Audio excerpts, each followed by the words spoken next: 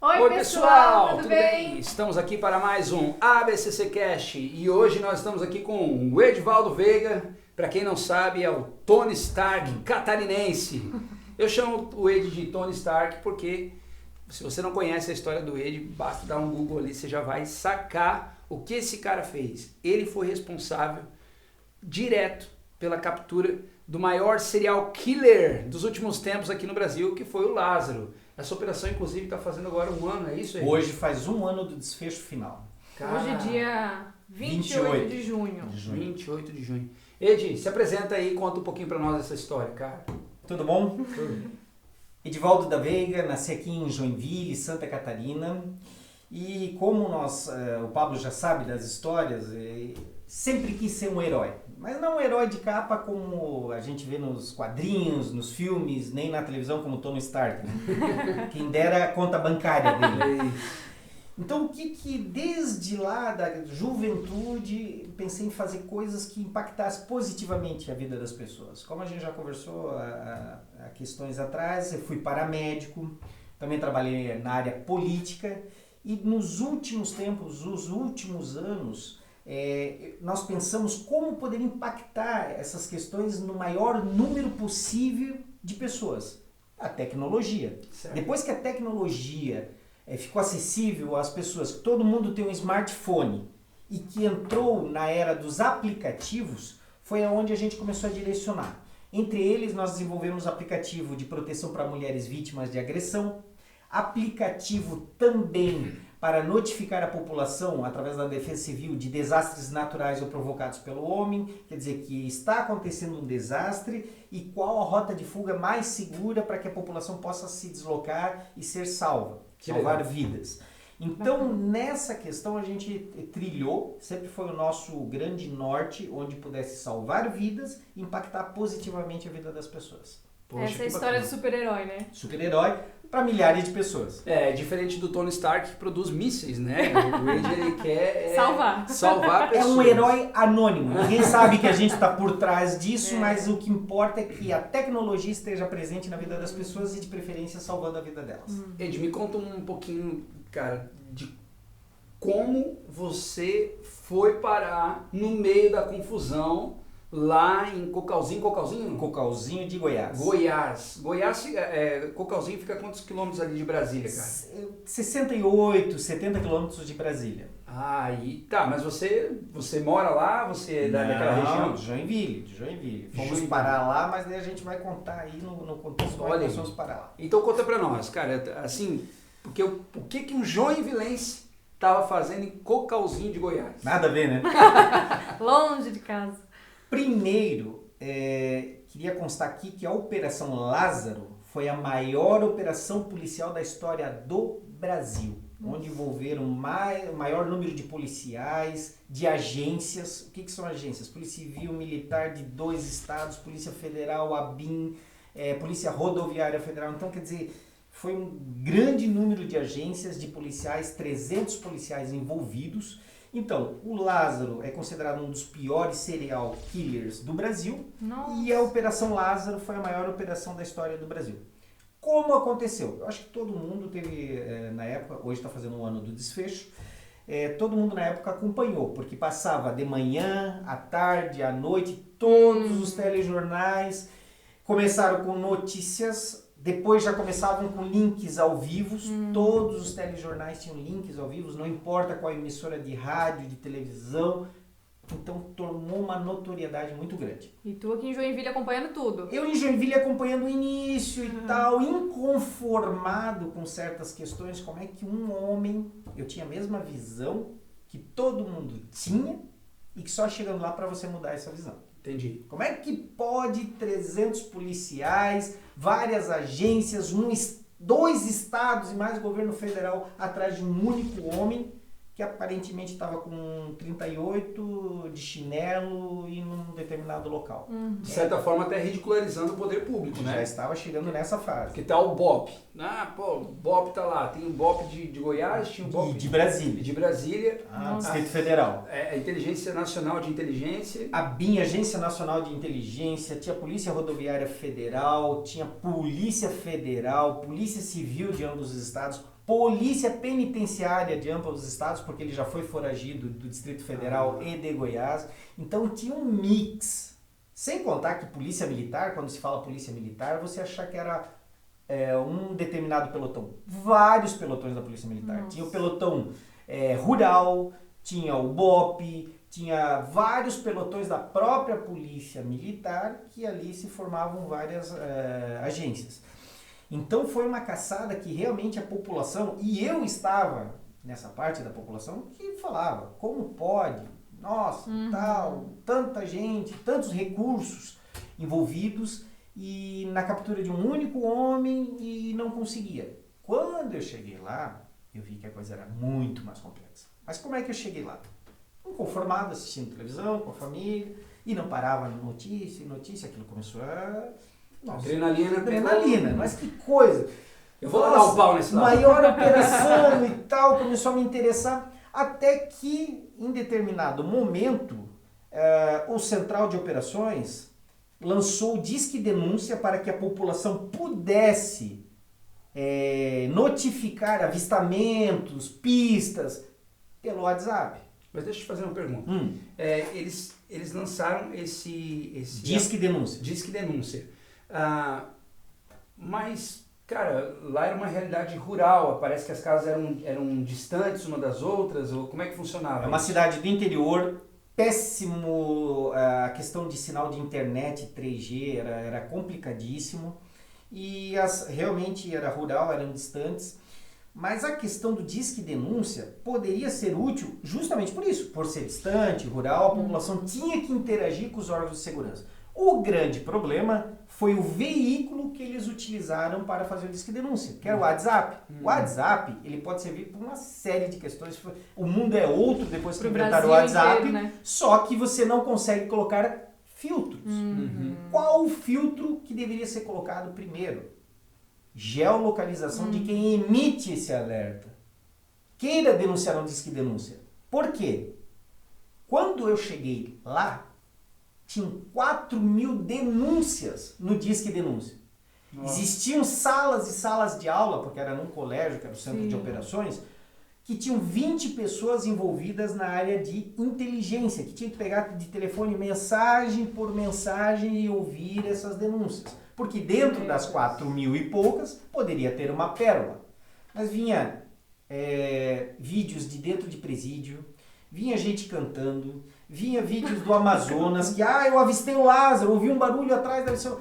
E isso do Brasil inteiro repercutiu. Algumas só como diz, pra zoar. Pra zoar. E outros realmente vieram achando, vídeos né? censurados, vieram imagens pornográficas, vieram gente cantando no chuveiro. Por quê? Porque não tinha um filtro. O brasileiro é isso, né? O mundo pegando fogo e os caras achando que é poesias, mensagens positivas para a equipe, mas não cabia. Entendi. Então o WhatsApp... E 20 policiais só fazendo isso. Só fazendo isso, da inteligência. Inteligência é para ver muito mais. É para estar de tocaia, vendo as mãos. Mas eles estavam subterrados sobre montanhas de mensagens. E tinham que ver uma a uma e até o final, porque poderia ter uma pérola.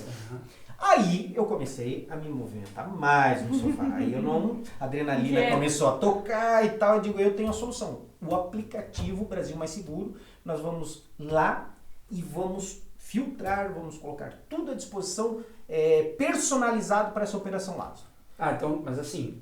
Em casa, não falei com ninguém, não tinha falado com órgãos públicos, nada. Eu em casa. O aplicativo já funcionando, mas para outra situação, Outras situações. No caso de desastres naturais, nós utilizamos ele em queimadas lá no Pantanal, porque a população baixou também e denunciava focos de incêndio, geolocalização, chegava no painel de controle do centro de comando, já não precisava nem ter contato via telefone, a pessoa apertou, eu sabia que o João de Souza apertou em tal determinado local, era um foco de incêndio. E aí as equipes de combate a incêndio já iam para aquela geolocalização diretamente. Era para isso que servia o aplicativo. Mas o empreendedor na cabeça começou a fazer o que poderia ser utilizado para a Operação Lázaro. E foi onde a gente fez. Quando eu falei em casa que eu estava deslocando para Goiás para oferecer o aplicativo na Operação Lázaro, eu quase me internaram. Se tivesse Foi o apoio geral da família. Tá louco, tá maluco. O incentivo que precisava, né? Foram questões de horas. Ativei minha equipe, a equipe tem a mesma perspectiva que a minha, adrenalina, vamos fazer, pegamos carro e fomos. Tá, só uma pergunta, só para o cara que está ouvindo aqui agora entender. Não conhecia ninguém em Brasília? Ninguém da área de segurança pública, ninguém da área de operação. Fomos com a cara e com a coragem. Não foi convidado por ninguém? Não. Nenhuma ligação antes para dizer, tô chegando. Nada. Filho. Cara, coloquei a minha equipe no carro, deslocamos, pegamos a BR, 17 horas até lá, Cocalzinho de Goiás, e fiz uma parada em Brasília, por quê? No início, ele começou os seus delitos, os primeiros delitos, assassinato em Brasília, no Distrito Federal. Ah, não foi em Goiás. Ele estava vindo. Então, a princípio, a operação estava na mão da Segurança Pública do Distrito Federal. Então, ele foi até Brasília. Só que no decorrer ele foi evoluindo e ele migrou divisa do estado para Goiás e se concentrou lá e as piores atrocidades ele fez em Goiás. Então eu parei em Brasília, tentando negociar, o secretário de Segurança Pública na época... Peraí. Essa parte é importante. Você saiu de casa inconformado com a situação. Fui planejando no carro, na viagem. 17 horas para planejar a operação inteira. Chamou os caça-fantasma, colocou tudo dentro da viatura em Brasília. Fomos. Chegou em Brasília, foi bem recebido? Como é que foi? Nossos contatos, nós temos alguns contatos lá pelos outros aplicativos de desastres naturais. Eu tive um encaminhamento ao secretário de Segurança Pública do DF. Ah, já tinha alguém lá que mais ou menos te conhecia. Tá. Aí foi nos falado que ele teria a máxima boa vontade de colocar, mas já não estava sobre o poder do Distrito Federal. Quem comandava a operação naquele momento era a Segurança Pública de Goiás, na pessoa do secretário Rodney Miranda. Então, de Brasília, um sábado, meio-dia, peguei minha equipe, fomos para Cocalzinho de Goiás. Chegamos lá, tivemos um contato, enquanto eu estava deslocando de Brasília, a equipe de apoio tentou contato com o prefeito. Uhum. O prefeito se colocou à disposição, beleza. Só que nós não sabíamos que o prefeito era prefeito há uma semana. Nossa. Ele era vice-prefeito, o prefeito em questão havia falecido de Covid e ele assumiu naquele turbilhão ali. Então ele estava perdido, também mais perdido que cachorro quando cai de mudança. Então ele foi solidário e tal, mas queria resolver, estava fora de contexto. É que na verdade, assim, desculpa Edi, fazendo uma parte aqui, eu acho que quando começou a Operação Lázaro, ninguém esperava que isso fosse demorar tanto tempo. E a repercussão que iria dar e o trabalho de captura que ele ia dar. Achavam que era logo ia capturar e tal. Só que, depois eu vou falar para frente por que foi dificultoso. Ele era um agricultor, um cara sem muita formação, sem nada de formação, mas ele tinha sangue de caveira, tinha sangue de bope. O cara era fera. Tanto é que várias componentes da equipe do BOP lá nos falaram que esse cara deveria estar no BOP. Mas deixa eu te fazer uma pergunta. Lá na frente eu vou falar o que esse cara fazia, para confundir. Mas assim, talvez seja por isso que algumas pessoas começaram... existe uma cultura hoje da bandidolatria no país. Né? O bandido rapidinho o cara começa a ter fãs. Então, tu acredita que essa demora em resolver o caso Lázaro começou a esperteza dele, né? a criar uma certa adesão da galera, assim, nossa, esse cara é bom. Com certeza, e vou te dizer que se ele tivesse sobrevivido, tinha muita gente que estaria visitando ele em presídio e até propósito de casamento ele ia ter muitas, pode ter certeza, tá? Porque isso é comum nesses casos. Ainda mais quando existe um antagonismo com o órgão de segurança e que ele tem uma certa vantagem, tem uma parcela da população que acha isso fomenta, acha isso atraente e que não foi o caso com ele por causa do desfecho. Então nós fomos de Brasília para Cocalzinho de Goiás, em torno de 60, 68 quilômetros, e nesse meio tempo a gente foi contar com o prefeito. O prefeito se colocou à disposição, ótimo, mas no fundo eu fui ver o prefeito não tinha nem contato com o central de comando lá. O centro de comando estava numa escola, em Cocalzinho de Goiás. Chegamos até a escola. Ficamos lá por cerca de uma hora e meia na frente, era o lugar mais protegido do Brasil na época. 300 policiais, Era um QG. Um QG, o acesso totalmente restrito, ninguém poderia adentrar que não tivesse na operação.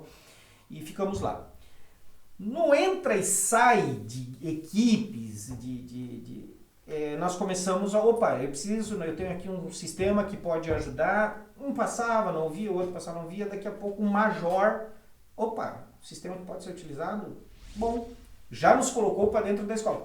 Mas enquanto isso que ele não te dava atenção, estávamos lá na frente. A família ligando e dizendo, e aí, já não, conseguiu tudo? Para eles eu já falei que eu já estava com o governador do estado, porque senão a pressão era grande. Então já fomos para dentro da escola. Uma evolução, um lugar mais protegido, o QG mais protegido do Brasil ali, que tinha mais notoriedade. Ficamos lá sentadinho no banquinho, o banquinho do pensamento.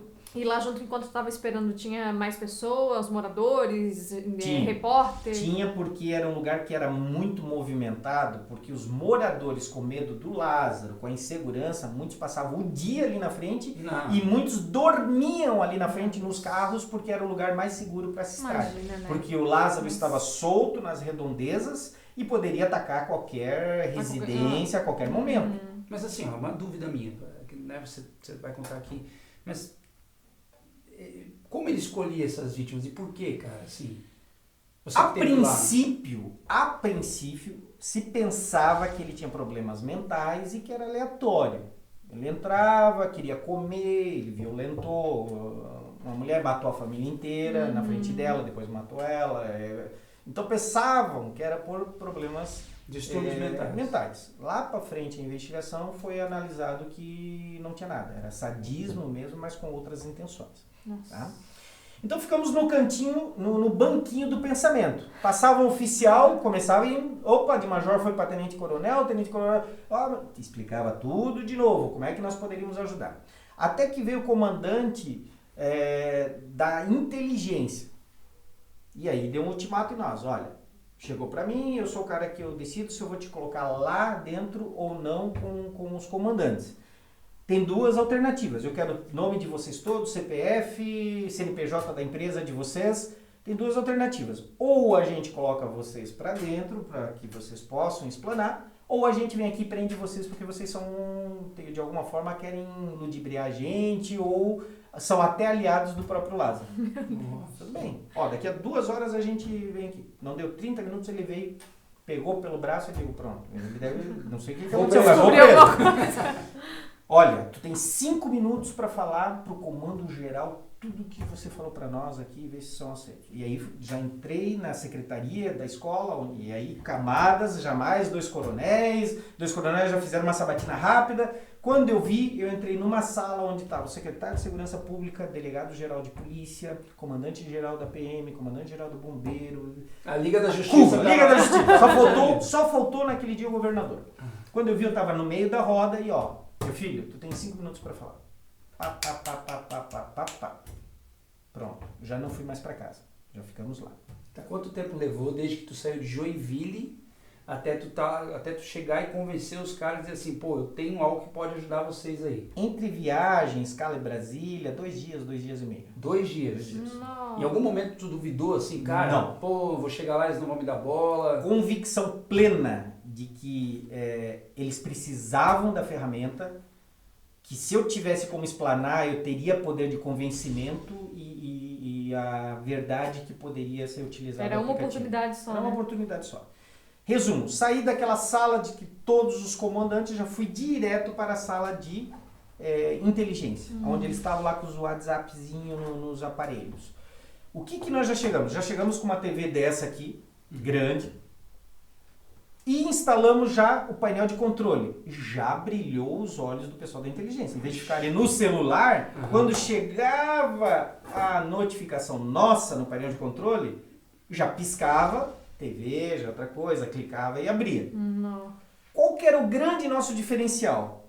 Que ao contrário do WhatsApp, nós poderíamos colocar um filtro aonde delimitasse 100 quilômetros do local do centro de comando. Só onde ele poderia estar. Então já filtrava o Brasil inteiro, o mundo inteiro. Mas é porque o município tinha quantos quilômetros quadrados ali? Eu não sei exatamente, mas 100 quilômetros a gente colocou porque é onde ele poderia estar foragido. De 4 mil mensagens caiu para quanto? 300.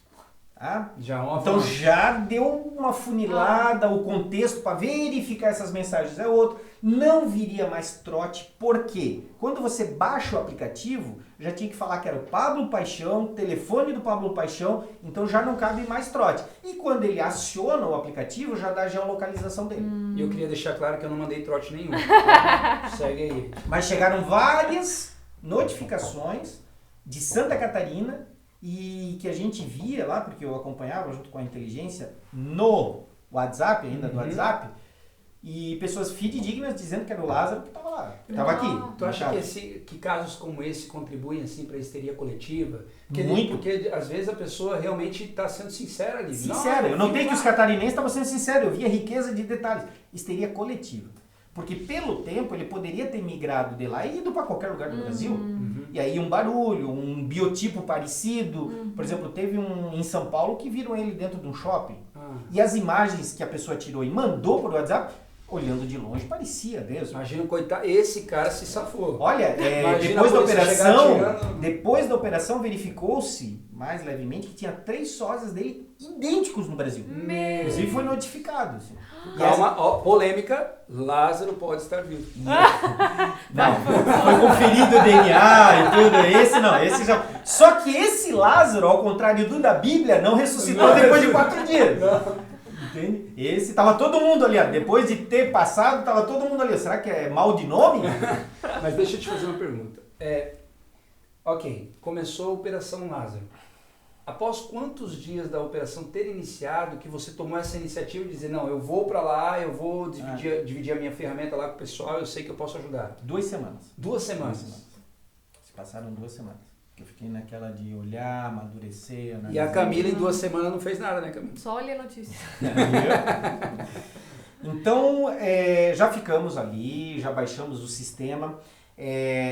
Foi nos pedido que fizesse algumas adequações, personalizações, e aí a nossa equipe que estava em Joinville de tecnologia prontamente fez, e eles brilhavam os olhos, porque tudo que eles pediam a gente fazia na hora. Então já manda um abraço aí pra galera que vier da tua equipe. O pessoal da AVA que fez toda a tecnologia e todas as adequações em tempo real. Então isso impressionou muito eles. Que legal. Porque hoje qualquer sistema de tecnologia tu tem que mandar memorando, leva 3, 4 meses para fazer uma atualização. Nós estávamos fazendo em tempo real. Vocês foram em quantos de equipe para lá? 4 pessoas. E ficaram quantos aqui? Mais 7 pessoas aqui nos bastidores, tá? Mas eu acho que é engraçado que assim, ó, o Ed montou os próprios Vingadores dele.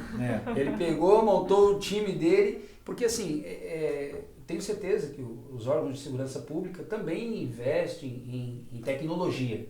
Mas, incrivelmente, cara, um aplicativo que você desenvolveu para outra situação pode ser, né, transformado aí para você poder aplicar nessa ocorrência com o Lázaro. Eu acho que o ritmo da iniciativa privada é outro. A falta de burocracia da iniciativa privada é outro. Eu sou CEO da empresa, então o que eu defini ali era feito na hora, diferente do órgão público, que o chefe do setor passa... E até... Quando chega lá embaixo não foi assinado memorando, então não tem como executar. Então adequamos tudo, a parte do painel de controle, que é uma das partes, é onde receberiam as notificações. Aí tinha a outra parte, que era a parte da população, que eles teriam que baixar o aplicativo. De que forma faríamos isso? Através de uma entrevista coletiva. Tá, mas uma pergunta. Foi uma adesão total ao produto? Por exemplo, não houve ninguém isso aí não vai funcionar? Não. A Segurança Pública apoiou todos os setores, todas as agências. Nós tivemos um apoio incondicional. Nós tivemos contato face a face com o comandante-geral ali o tempo todo. Eles estavam desanimados, desesperados com a situação, ou não estavam encontrando mais solução em algum momento? Num período, sim, porque supostamente era para ele estar na mata. No início, quando nós chegamos, diariamente eram encontrados indícios, fogueiras, resto de tal. Roupas. A partir de um período, ali ficaram 5 dias no escuro, não encontraram nada. 5 dias sem saber nada sobre... Zero. 300 policiais fazendo operações na mata, nenhum tipo de sinalização. Ali bateu o desespero. Porque existiam 2 possibilidades. Manter aquela estrutura gigantesca e onerosa por mais tempo, mas o foragido já está na Bahia, que ele tinha poderia ter furado o cerco, ou retira-se todo aquele aparato e ele ainda estivesse no local e poderia continuar executar os delitos, os crimes, as matanças. Então era uma dúvida cruel que nós acompanhamos ali diariamente. Era assim, ó, não é uma decisão fácil de se tomar. Porque de qualquer forma a responsabilidade cai sobre os órgãos de segurança pública. Governador, secretário, comandante da operação, isso vem uma escada ali. Eu imagino assim, eu tenho a oportunidade de conhecer e ter amizade com alguns policiais. Eu imagino que esses caras estavam com sangue no olho muito grande, né, cara? Porque já era que dia da operação? Já estava no 20º... foi até 20 e poucos dias, nós chegamos... Tava bem adiantado já tinha gente ali que não tinha ido mais para casa, estavam duas indo para a terceira semana sem ir para casa, sem voltar... Então, é complexo. Mas você falou que ali você deu a ideia, deu a sugestão de que você ia contar detalhes sobre o porquê que o Lázaro, de certa forma, ele chamou a atenção dos policiais, como não era um criminoso comum. Não, ele era, apesar da pouca escolaridade dele, ele era muito esperto. Que ele conhecia aquela região como a palma da mão. Ele era mateiro daquela região, como se fala, acostumado a brincar, caçar, desde a infância ali. Então isso é uma questão... Um ponto a favor dele. Muito a favor. Segunda questão, ele era uma pessoa muito inteligente no sentido do escapismo. Só para ter ideia, ele várias vezes, para não deixar o rastro, ele fez de costas, ele fez invertido, em vez de ele ir para frente, ele vinha para trás para confundir.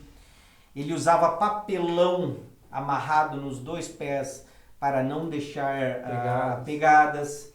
Ele dormiu em cima de árvore para não ser pego ali embaixo. Então ele utilizou de muitos artifícios que só uma pessoa acostumada ao mato para poder fazer. Então realmente foi uma pessoa muito difícil de pegar. E como é que é o relevo lá? Como é que é a densidade? Como é que é a vegetação naquele lugar? Assim? Assim, tinha pouca vegetação, mas tinha muitas ondulações. Não é algo de montanhoso, porque ali naquela região não é montanhosa, é o Planalto Central, mas tinha muitas regiões assim que tinham protuberâncias, algumas cavernas, tanto é que foi um especialista em espeleologia, porque tinha muitas cavernas naquela região para fazer o mapeamento e tal. Então era uma região bem complexa. Era um labirinto. Uma região extremamente grande. Um campo assim aberto que você perdia de vista, ele poderia estar em qualquer local ali, então realmente muito complexo. Mas deixa eu te fazer uma pergunta. Às vezes passa a impressão para quem está em casa, pelo amor de Deus, a polícia não é preparada, como é que 300 homens foram lá e não conseguiram o cara? Só que as pessoas às vezes não sabem, né? Não tem esse discernimento que o relevo é complexo. Uma outra questão muito complexa daquela região é a comunicação, tanto por rádio comunicador quanto por WhatsApp. O WhatsApp não pegava de jeito nenhum. Alguns lugares ali na escola pegava pelo Wi-Fi, mas é uma região muito complexa de comunicação, de muita sombra nessa área. Então mesmo que alguém confrontasse o Lázaro... Para pedir apoio era complexo, porque os rádios, às vezes, as frequências não chegavam, por ser uma região muito, muito sem comunicação. Então, você que está aí pensando, se eu estivesse lá, o Lázaro já tinha ido... Não é fácil. Não foi eu pensava também antes de chegar, mas quando chegamos lá, vimos a realidade, as operações eram feitas todas com prudência, todas com eficácia, mas era uma área muito grande, muito complexo mesmo. Eu estou lembrando aqui, que, não sei se isso aconteceu de fato, mas é verdade que ele chegou a trocar tiros com a polícia, que em algum momento ele acertou um dos policiais? Várias vezes. Isso aconteceu numa das cachoeiras, dos córregos, e ele trocou e acertou um policial realmente no pescoço, que por 1 milímetro o policial poderia ter falecido. Então ele não era aquele cara que estava se escondendo da polícia? Ele estava atirando, ele era agressivo. Se fosse pego. Ele era agressivo, ele é extremamente agressivo. Cara. Mas aí, me conta o desfecho disso. Foi lá, o pessoal já sabia do aplicativo, o autocomando deu ok, e agora? Instalamos o painel de controle, que é a parte que cabia ao recebimento das notificações, e faltava a parte da população, que era quem emitia. Se tivesse algum avistamento, qualquer pista, bastava clicar num botão e mandar mensagem que a gente já saberia a geolocalização, quem mandou e analisaria. Fazia um cadastro, tudo certinho. Cadastro, aí era o raio de 100 km, quer dizer, acabaram-se todas aquelas notificações. Brasil inteiro. Brasil inteiro, sem sentido. E fizemos no outro dia uma chamada para a imprensa, uma entrevista coletiva. A imprensa estava dando total cobertura para tudo. Então seria muito fácil a gente... Era uma novidade que a imprensa recebeu espetacularmente. Uhum. Então fizemos, foi uma experiência incrível. Foi tão incrível que ele até errou a palavra. Espetacularmente. Perfeito. Foi tão incrível e foi ao vivo. E a responsabilidade de você falar ao vivo numa operação policial é muito grande. Qualquer palavra, qualquer informação fora do contexto prejudicaria tua carreira de forma como empreendedor, né? Irreversível a operação. Entendi. Então foi uma coletiva de imprensa que chamou atenção porque todos os órgãos de comunicação já estavam cobrindo de uma forma natural. E o aplicativo foi uma novidade gigantesca. Uma esperança, né? Uma esperança, uma ferramenta nova para ser utilizada. Mas agora surgiu uma dúvida. Não era um lugar ruim de internet? Como o aplicativo funcionou nessa questão, nessa situação? Porque muitas casas tinham Wi-Fi e tinha áreas que pegavam lá. Algumas pegavam. Mas tem o Wi-Fi que o aplicativo funciona e também tem... liberamos nesse dia para que ele pegasse offline. Então, por exemplo... A pessoa clicou num determinado local que não tinha cobertura, no momento que ela chega, que tem cobertura, ele vai dar a geolocalização de onde ela apertou o botão. Entendi. Então nós fizemos offline também. Que bacana, cara. Então, como eu estava falando, a imprensa, ela interrompeu, vários canais interromperam os seus programas normais para passar a entrevista coletiva ao vivo. Então foi muito interessante. Muita responsabilidade, porque qualquer informação, qualquer palavra fora do contexto poderia gerar uma perda irreparável para as investigações. Porque se tratava de segurança pública, você não pode falar de tudo. Eu participava de reuniões da inteligência e aquelas informações não poderiam ser divulgadas. E como era uma entrevista ao vivo, você não consegue filtrar o que os repórteres conseguem as perguntas. E, num princípio, eu achei até que não falaria, falou a delegada responsável pelo Disque Denúncia do WhatsApp, não deram muita importância porque o WhatsApp era não tradicional, falou o comandante-geral da operação e depois, ao vivo, foi passada a bola para mim e eu fiquei com a maior parte da entrevista falando sobre as funcionalidades, como a população poderia acionar, quais são as vantagens, como poderia dar essa proteção para a população. Então foi espetacular, assim, teve uma repercussão. Mas como é que foi a adesão do pessoal? Como é que foi a adesão do público? Espetacular. Em poucos momentos, ali eu não consegui definir qual o prazo, mas tiveram 7 mil downloads. 7 mil downloads? Foi espetacular. Quem tentasse baixar fora da área de cobertura, Ele até baixaria, mas não conseguia mandar notificações para painel de controle de central de comando. Cara, que fantástico. Parece que foi feito para isso, né? Foi. Conseguimos filtrar bastante. Então foi interessantíssimo e a partir dali começaram a chegar informações fidedignas, porque daí ressaltamos muito na entrevista de que não poderia mais passar trotes, porque era identificado, geolocalização identificada. Então a polícia poderia ir rapidamente... saber que é lá no Bar do Zé que a galera tá lá passando trote. Então aí começou já a ter Mas deixa eu te perguntar, Ed, ele estava cometendo vários crimes. Desde que começou a operação, ele continuou cometendo esses crimes? Ou ele deu uma pausa, ou ele não.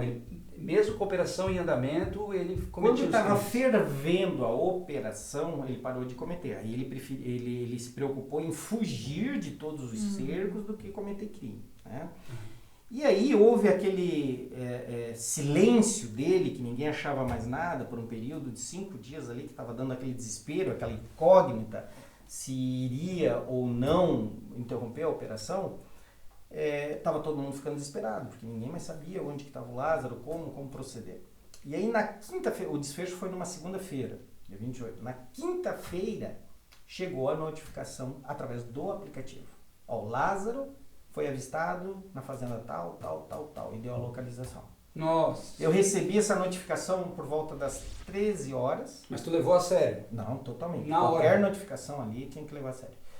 13 horas, peguei imediatamente essa notificação, levei para a central de comando, onde estava o secretário, o comandante-geral da operação, e foi feito já em meia hora, menos de meia hora, saiu uma grande comboio de operação. Toda vez que chegava uma notificação, eles saíam pra... Era filtrado muito, era muito filtrado, mas a gente viu pelos indícios dessa comunicação que tinha muita veracidade, fundamento, então ali foi feito um comboio forte, onde o secretário acompanhou pessoalmente. Você foi junto no comboio? Não, eu ficava só na parte do aplicativo de inteligência.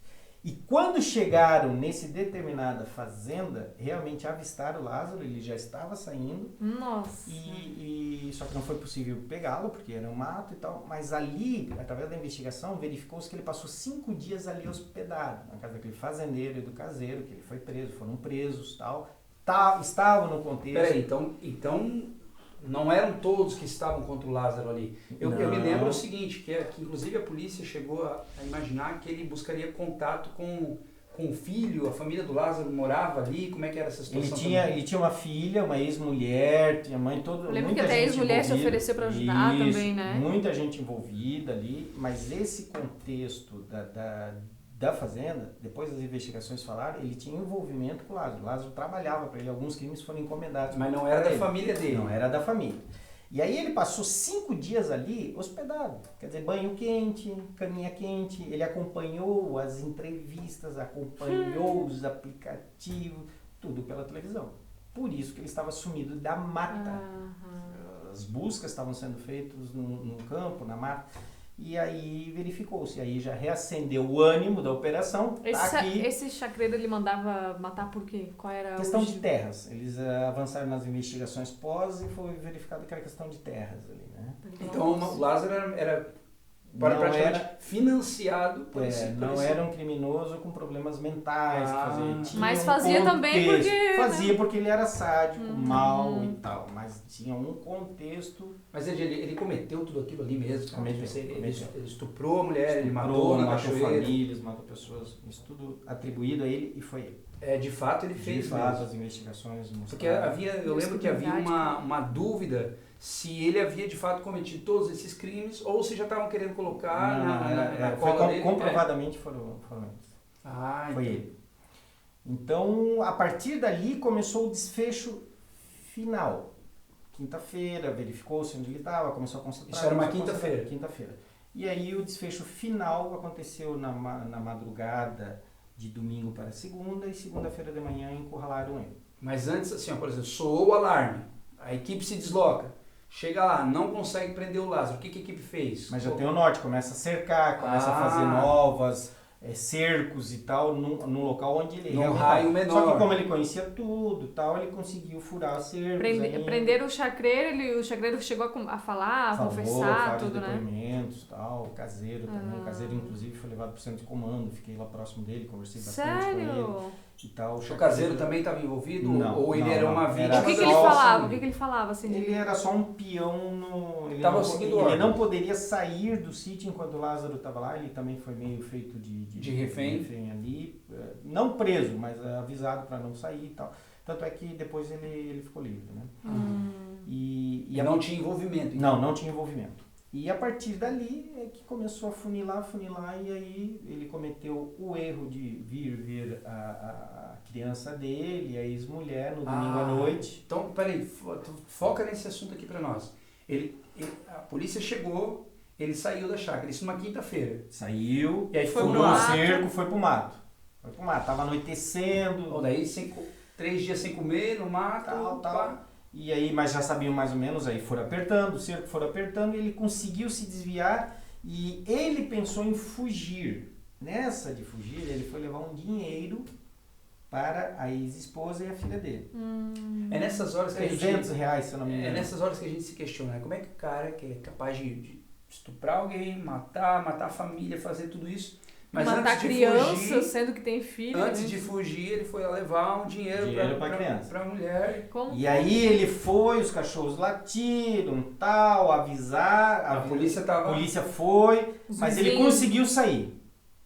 Só que ele retornou para falar ele retornou. Nessa de retornar, avistaram novamente ele, fizeram um cerco, ele se encurralou, fugiu um pouco pelo um riacho que tinha lá, mas já de perto, acompanha bem de perto na cova. Até que de manhã ele foi definitivamente encurralado por volta das 7 horas e foi tal. De manhã no domingo? De manhã na segunda já. Na segunda. Então no domingo ficaram a noite inteira. Tal, limitaram a área de escape dele e tal. Será que ele não estava também se sentindo muito confiante, cara? Por exemplo, eu estou escapando o tempo todo, porque o cara não faz sentido. O cara chegar lá, levar o dinheiro, aí a polícia chegou. Daí ele volta para conversar de novo. Acho que ele estava naquela confiança. Mas com 300 policiais é difícil ele dar um nó ali, né? Depois que souberam o norte. Ou também já tava tipo, vai acontecer, não e tem aí, pra onde ir, né? Encurralaram de manhã, encurralaram e tal, até que chegou ali por volta das 9 da manhã, teve desfecho. Isso no meio do mato foi? Foi no meio do mato. Ele tinha uma pistola e um revólver. Tava armado. Tava armado.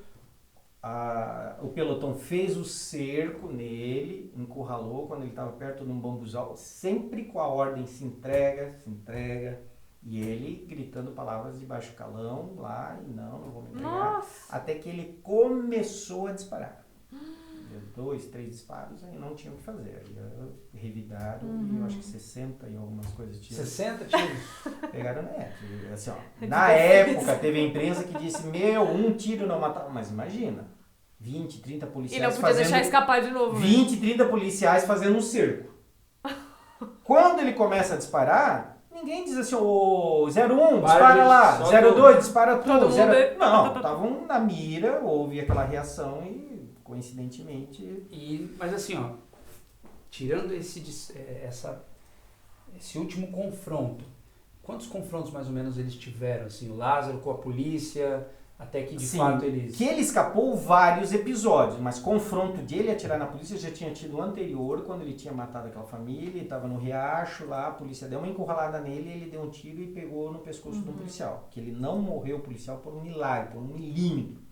Esse policial está em atividade ainda hoje? Na época ele foi colocado, mas agora está em atividade. Mas quando eu cheguei ele mal tinha recebido tiro, então eu não consegui conhecê-lo. Ele estava de atestado, mas deve ter voltado, com certeza. Que experiência, cara. Então para todo mundo que viveu aquilo ali, cara, com certeza passa um filme pela cabeça. É um filme, né? É uma série aquilo ali. Porque imagina, cara, a gente assiste aí, sei lá, os grandes documentários aí, ou séries de TV, Narcos, isso, aquilo, e de repente você vê um negócio daquele ali, você mesmo vivenciando aquela história, né? Como é que é essa adrenalina, cara? Esse negócio de, eu tava lá, eu vi isso acontecer. É uma experiência única, eu acho que eu fiz parte da história, como eu abri essa conversa, foi a maior operação da história do Brasil, um serial killer que teve notoriedade aí durante quase um mês. Então todo mundo sabia, todo mundo acompanhava, então foi uma grande honra ter podido participar, o aplicativo ajudou e foi assim, uma experiência que surreal, um ano depois ainda eu sinto insights assim como se eu estivesse lá ainda. Cara, assim, muito legal, Camila, a gente assiste alguns podcasts, né? Sim. Onde alguns entrevistados são psiquiatras e tal, e eles falam muito do perfil comportamental desse serial killer, né? De quem adota esse tipo de comportamento. E uma das características que eles têm são narcisismo. Eles querem que as pessoas saibam que foram eles querem deixar a sua marca. Talvez o Lázaro tenha ficado muito característico essa habilidade dele de escapar. Pode ser. O cara confiou muito no conhecimento dele do local, às vezes que ele teve êxito, que escapou e pode ter caído um pouco a guarda, com certeza. Porque não faz sentido. Ele estava andando, ele foi visitar a esposa. Ele tinha vantagem, ele podia ter fugido, ele foi visitar a esposa numa área de residências, área aberta, vamos supor assim, quer dizer, a polícia... Com certeza. E a polícia estava lá de olho, ele foi filmado por câmeras de segurança e tal, então despretensioso, foi certo... Eu acredito até, em últimos casos, que ele tinha cansado já dessa caça. Como tinha o pego caseiro já, né? Não tava muito... se eu vou lá entregar esse dinheiro, se eu conseguir escapar, escapei, senão o desfecho vai ser esse, então pode ser que... Ele meio que decidiu que era isso ali, ou tudo ou nada. Poderia prorrogar por muito mais tempo, ninguém aguentaria. Tanto que ele tentou trocar tiro de novo. Muita pressão, muita pressão. E assim, beleza, aconteceu isso, como é que foi o reconhecimento dos órgãos públicos, assim, das pessoas que estavam lá na operação? Porque existiam muitos civis lá na operação junto? Não, somente nós, assim, que não fazia parte de agência nenhuma, em nenhuma instituição governamental, ou seja, dos níveis federal ou dos 2 estados, nós éramos os únicos. Foi uma unanimidade, não só depois, mas durante, tivemos uma cooperação de todas as áreas, inteligência, comando. O comando nos tratou com respeito e com uma troca de informações e dados fora do comum, coisas que eram extremamente sigilosas. A gente participamos de algumas decisões e depois do desfecho, na semana seguinte, fomos chamados lá e fomos homenageados no Governo do Estado, na Secretaria de Segurança Pública de Goiás. Que demais. Quando provavelmente vocês estavam lá acompanhando tudo, né, da escola, quando receberam a notícia que foi pego, qual foi a sensação, assim, de... De todo mundo, acabou, tava todo mundo, ninguém mais Aquele aguentava, alívio, ninguém né? mais aguentava, todo mundo tava prevendo como é que ia ser esse momento e tal, e quando veio que ele realmente foi pego e abatido, todo mundo se sentiu como missão cumprida, né, era para isso para um desfecho que todos estavam ali, ou ele poderia ter se entregue e seria o prazer tão grande, tá lá, vai ser levado para a justiça, mas pelo perfil de até então, saberíamos que ele ia entrar num confronto. E não dá, um criminoso desse atirando contra a polícia, o que ele esperava? Que iam levar rosas para ele? Não tinha como, ia vir um revide, justo revide com certeza, como veio. O que eu acho assim, impactante nessa história, o celular aqui deve ser o pessoal da Segurança Pública me ligando. Mas é assim, o que eu acho bacana, sair de casa, não tenho contato com ninguém, não tenho garantia nenhuma de que isso vai dar certo, chego na operação, sou bem recebido, as coisas fluíram, tem um desfecho favorável. Como é que foi pra ti, assim, cara, dizer assim, caramba, fiz a escolha certa? Missão cumprida. Eu sou otimista por natureza, né? Eu acho que é por isso que a gente conseguiu entrar na Operação Pantanal, fomos para a Operação Lázaro. Otimista por natureza. Sabíamos da nossa valor, do que nós poderíamos contribuir, que cairia como uma luva com aquela operação. Isso foi uma convicção muito forte desde quando saí de Joinville. E o otimismo e o poder de persuasão para eles lá de realmente falar como poderia ser utilizado, como poderia ser benéfico, como foi. E graças a Deus que deu tudo certo. Mas assim, cara, quem está em casa pode pensar, mas esse cara é louco. Esse cara é louco. Como é que ele foi fazer ser empreendedor no Brasil hoje tem que ser um pouquinho de louco. Mas você teve uma experiência anterior nas queimadas do Pantanal, Queimadas do Pantanal que já deu certo. Tinha dado certo. Foi mesmo modus operandi. Saímos sem avisar pra ninguém em Mato Grosso do Sul, em Corumbá, onde a gente foi. Tínhamos uma ferramenta, tínhamos a equipe, fomos. E no meio do caminho a imprensa foi noticiando desde a saída, chegada, a imprensa de Santa Catarina, a imprensa de Mato Grosso do Sul e a nacional, e aí fomos recebidos, lá sim, nós fomos recebidos já de braços abertos e tal, porque a imprensa já vinha divulgando, noticiando que estava indo uma equipe com um aplicativo que podia ajudar. Fomos recebidos também os únicos civis que trabalhamos dentro do Central de Comando da Marinha em Corumbá e que contribuímos bastante com os focos de incêndio. Até hoje esse aplicativo tem a funcionalidade dele, como é que está funcionando? Ele está sendo utilizado em desastres naturais, quando ocorrem, foi utilizado em Alagoas também. Que legal. E agora nós estamos efetivando alguns contratos definitivos com estados para utilizarem, porque até agora a gente utilizou em certas operações, né, como foi Pantanal, Lázaro e Alagoas.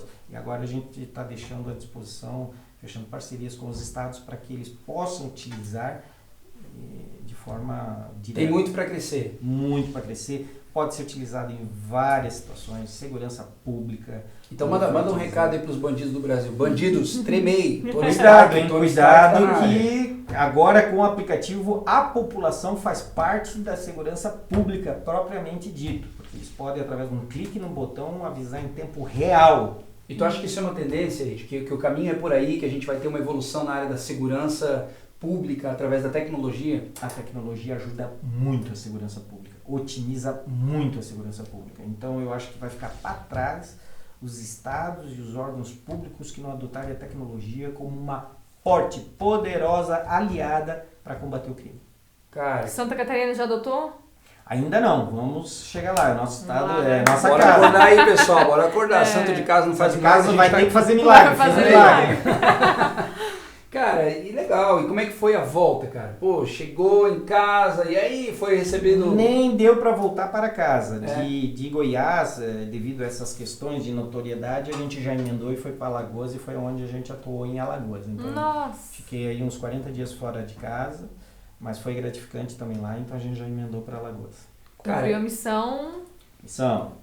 Camila, história, o que tu achou dessa história aí? Tá louco? Eu adorei. É muita coisa. Agradecer aqui a segurança pública, mas também a imprensa. A imprensa foi fundamental. Força que deram para o aplicativo, a repercussão que deu ao aplicativo foi fenomenal. A imprensa de Santa Catarina, a imprensa do Brasil, foi espetacular. É o momento amor à imprensa, então, Espetacular. E o que é legal, cara, assim, de toda a história, porque a história por si só, ela já tem riqueza de detalhes, né, que você, não, isso aqui é uma série da Netflix, isso aqui, o que aconteceu lá não existe. Mas eu queria que você contasse essa novidade para quem está assistindo a gente aí agora. Aguardem, quem se empolgou com essa história, aguardem que nós estamos prestes a fazer um documentário sobre toda essa operação com o olhar do aplicativo, tudo isso que eu contei para vocês, nós queremos fazer através de um documentário com os atores reais que tiveram lá, seja a população, diretora da escola, prefeito, o secretário de Segurança Pública, possível até o governador. E até também ouvir o outro lado, que são os familiares do próprio Lázaro. Muito bom tocar nesse ponto, assim, encerrou o assunto, então vem conteúdo novo por aí. Vem conteúdo, esperem que vem. Mas pra gente concluir assim, cara, como que ficou a família do Lázaro depois disso aí? Eles meio que estavam aceitando essa situação? Ou eles acharam que poderia ter um desfecho diferente? Não, quanto ao desfecho, eles sabiam que não tinha um outro desfecho. Né? Eles conheciam a personalidade do Lázaro e sabiam que ele não ia se entregar. E a segurança pública não ia deixar assim. Que idade que tinha a filha dele? Eu não lembro, mas eu acho que em torno de 4, 5 anos. Era bem é bem pequena. E a família, com certeza, num primeiro momento até pode ter sido marginalizada. Mas depois a população compreendeu que não dá para julgar o pai pelo filho, os filhos pelo pai, pelo crime que o pai cometeu. Então eu acho que hoje deve estar a coisa mais, a não ser nessas datas, como está fazendo um ano, relembrar e tal, mas eu acho que eles tiveram a vida tranquila e normal. E você voltou lá depois de tudo isso que aconteceu ou vai voltar agora só por ocasião do documentário? Quando eu estava indo para Alagoas, eu passei novamente por Cocalzinho de Goiás, que foi uma rota alternativa, uma semana e meia, 2 depois do ocorrido e já deu aquele saudosismo. Mas eu quero voltar agora, vou acompanhar essa questão do documentário tete a tete, porque eu vivenciei aquilo ali, parte da equipe também vivenciou, nós vamos estar lá junto para acompanhar passo a passo. Qual é o prazo aí de que tu imagina que esse material vai ficar pronto? Eu não sei bem porque tem que colher informações, fazer toda a parte de filmagem, mas já roteiro. tá em andamento, alguma coisa? Eu pretendo que semana que vem a coisa inicie. Aí o tempo de conclusão é que vai depender desses ajustes, porque nós queremos fazer um negócio profissional, realmente, um negócio que possa passar em qualquer streaming. Nível nacional, né? Nível nacional. Que o caso assim o requer. Como eu falei, a maior operação policial da história do Brasil tem que ser tratado com profissionalismo. Ed, deixa eu te falar, cara, prazer receber aqui você. Prazer foi meu. Ouvir a tua história e, cara, com o olhar de quem tava lá, né? E não só tava lá, porque lá tinha milhares de pessoas, né? Eu acho que muitas pessoas curiosas que não faziam parte muitos repórteres amadores do Brasil inteiro, uma coisa incrível que tinha lá, eles faziam lives ao vivo, mas dos mais variados estados e pediam Pix para mantê-los ali. E o interessante é que vinha R$10 e muita gente viveu da Operação Lázaro por alguns meses, apesar da operação ter durado 20 e poucos dias, eu acho que rendeu ali era assim, ó, dezenas caçadores de tragédia. Dezenas de pessoas fazendo sentido. Você via ali com o pau de selfie e tal, e fazendo ao vivo, e live. Por quê? Porque era um assunto de interesse da população de uma forma geral, com certeza. Então, para eles também foi ruim o final da operação. Poderia ter ficado um ano. Poderia ter durado até hoje o Lázaro perdido, que eles estavam lá. Gente, chegamos ao fim de mais um ABCC Cast, junto com essa diva maravilhosa, Camila Kleinschmidt. E o meu convidado de honra, Edi, cara, volte sempre. Prazer foi meu. As portas estão sempre abertas. Ótimo.